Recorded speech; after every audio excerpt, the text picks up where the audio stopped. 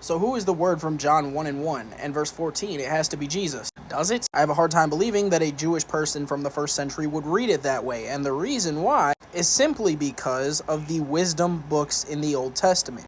In the book of Proverbs, chapter 3, it says, "By wisdom the Lord laid the foundations of the earth." Whereas in Isaiah, I believe, chapter 24, God claims to have created alone. And then in Proverbs chapter 8, wisdom is personified into this person. Wisdom is referred to as she multiple times, even though wisdom is clearly, in the context of the entire Bible, and also the context of Jewish monotheism, not a person, but an inanimate attribute of God. Another example of something like this is in Psalms 23.